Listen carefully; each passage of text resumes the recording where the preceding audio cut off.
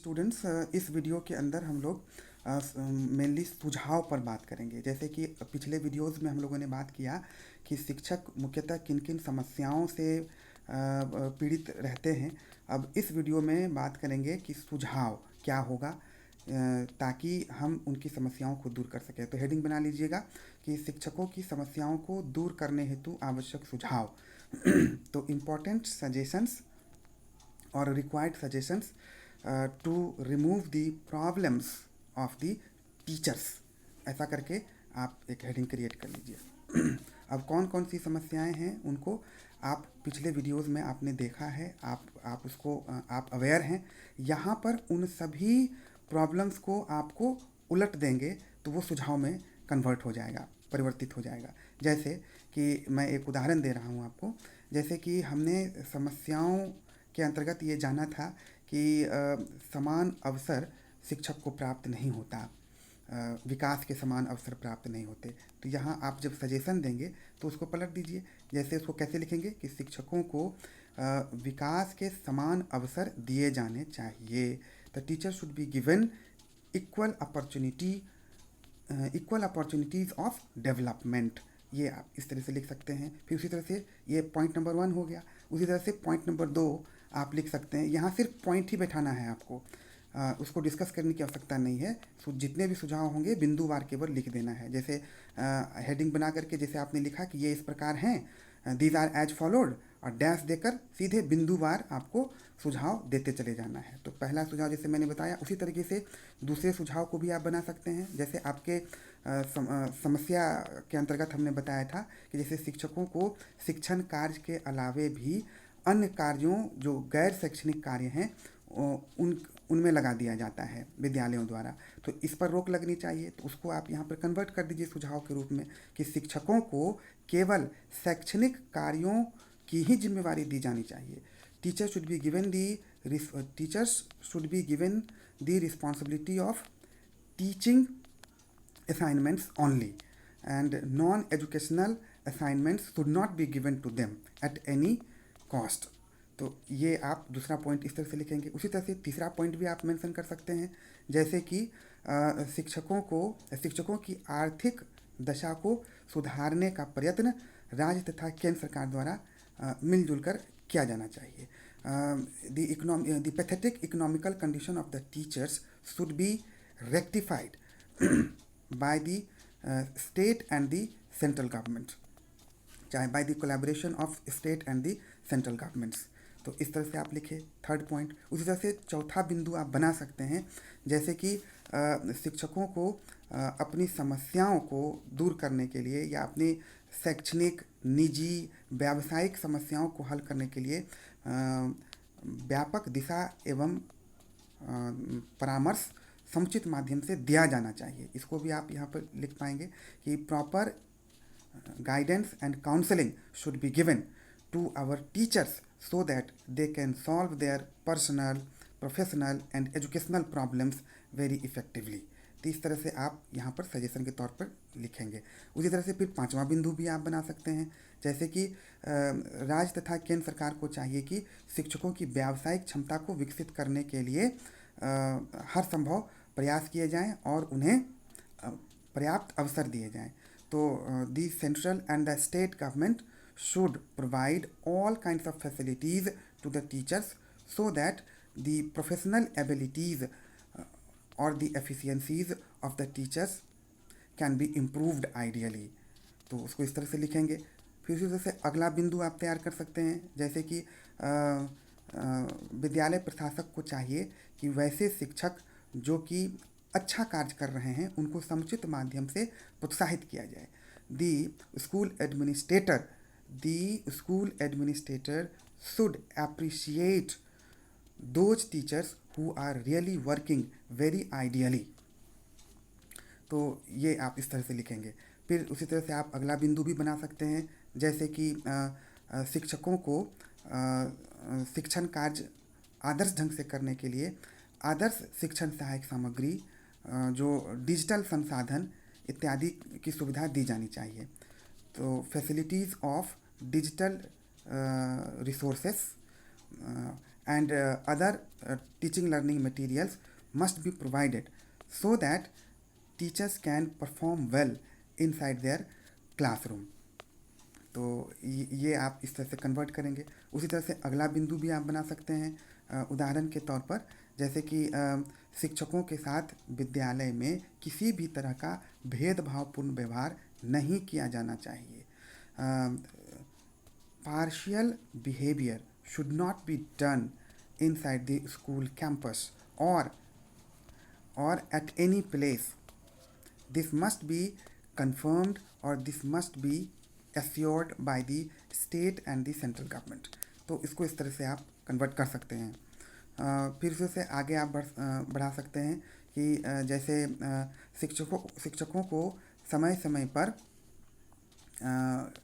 Seminar, workshop, conference इत्यादि में भाग लेने के लिए व्यापक ढंग से अनुमति प्रदान की जानी चाहिए और इसके लिए उन्हें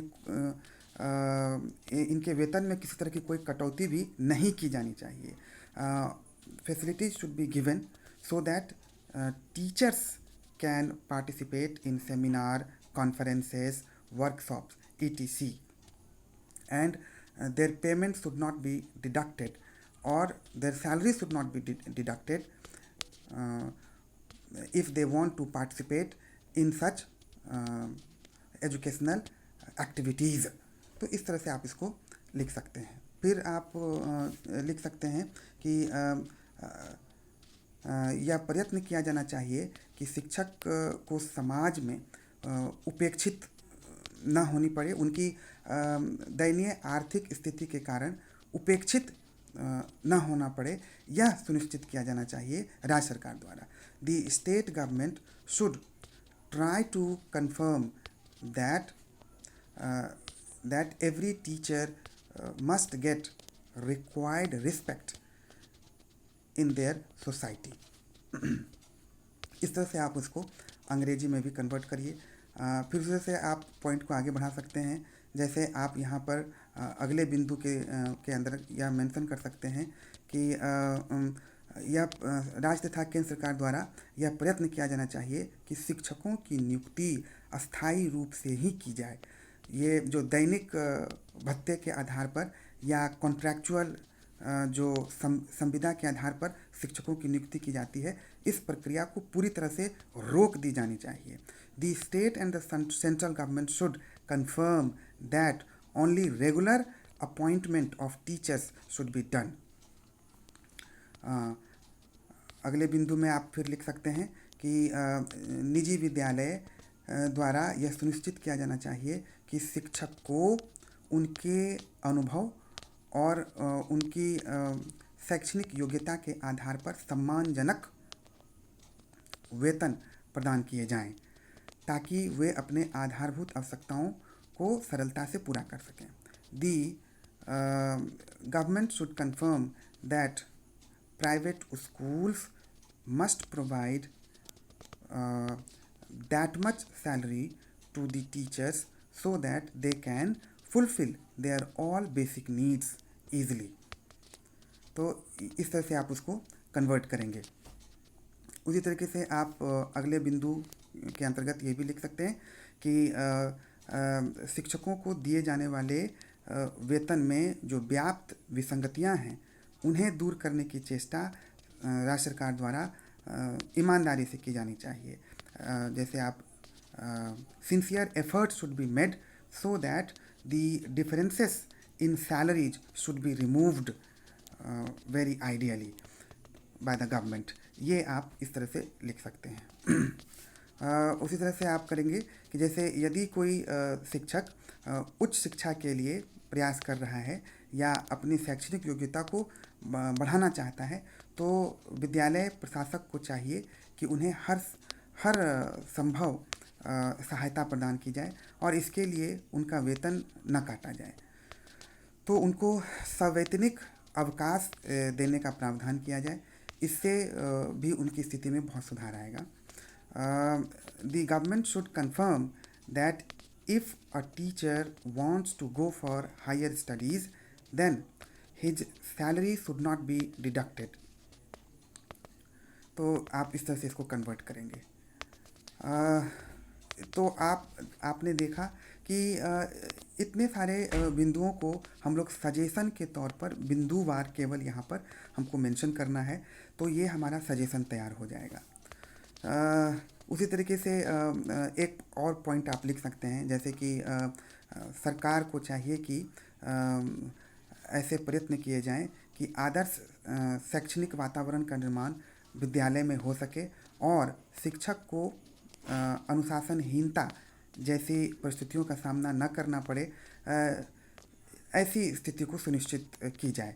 the government should confirm that ideal environment should be maintained inside the campus of each and every school, so that the various problems like indiscipline cannot hamper the morale of the teachers. तो ये आप ऐसे लिख सकते हैं, government should work very effectively for the effective social adjustment of the teachers. सरकार को शिक्षक के सामाजिक समायोजन के लिए हर संभव प्रयास किए जाने चाहिए। तो ये सारे बिंदु यदि आप मेंशन करेंगे तो आपका सुझाव तैयार हो जाएगा। उसी तरह से फिर आपको निष्कर्ष का एक हेडिंग देना है, कंक्लूज़न। निष्कर्ष में आपको लिखना है कि हमें पता है या ऊपर किए गए वर्णन के आधार पर हम कह सकते हैं कि एक शिक्षक को मूलतः कई तरह की समस्याएं रहती हैं, और यह आवश्यक है कि समय रहते इन समस्याओं का अवलोकन किया जाए, इन्हें पहचाना जाए और इन समस्याओं को दूर करने के लिए राज्य तथा केंद्र सरकार बड़े पैमाने पर कार्य करे। अन्यथा शिक्षक समस्याओं से घिरे होंगे और शैक्षणिक कार्यों पर वो अपना ध्यान एकत्रित नहीं कर पाएंगे, जिससे कि छात्र का अधिगम स्तर प्रभावित होगा। कक्षा के अंदर आदर्श शिक्षण तथा अधिगम की परिस्थितियां उत्पन्न नहीं हो पाएंगी, जिससे कि शिक्षा के उद्देश्य अंततः प्राप्त नहीं होंगे। इसलिए यदि हम चाहते हैं कि शिक्षा के उद्देश्य को प्राप्त किया जाए, तो यह आवश्यक है कि शिक्षकों की समस्याओं को पहचान कर उन्हें दूर करने की चेष्टा समय रहते की जाए। अगर आप अंग्रेजी में लिखते हैं तो उसको इस तरह से लिख सकते हैं कि on the basis of above discussion we can say that a teacher may have several kinds of problem. So state and the central government should work unanimously for this. They should try to identify that what are those problems due to which a teacher fails to concentrate on his activity of teaching. All such areas should be identified well within stipulated time period, and efforts should be made so that such problems can be eradicated well within the time. Otherwise, the ultimate objective of education will not be achieved. तो इस प्रकार से हम लोग यहाँ पर इसको ऐसे लिखेंगे और आपका यह उत्तर समाप्त होगा। तो मैं आपको यह बता दूं कि यहाँ आपका यह आंसर समाप्त हो जाएगा, उसके बाद आपको कुछ लिखने की ज़रूरत नहीं है। तो मैंने आपको जो अलग अलग कई वीडियोज़ के माध्यम से इस प्रश्न को तैयार करने में आपकी सहायता की।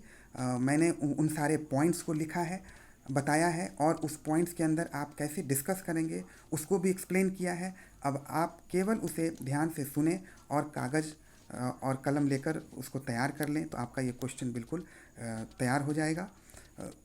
आसान शब्दों में इसे मैंने तैयार किया है ताकि इसे आप एक बार पढ़ेंगे और एक बार पढ़ते ही आपको यह तैयार हो जाएगा।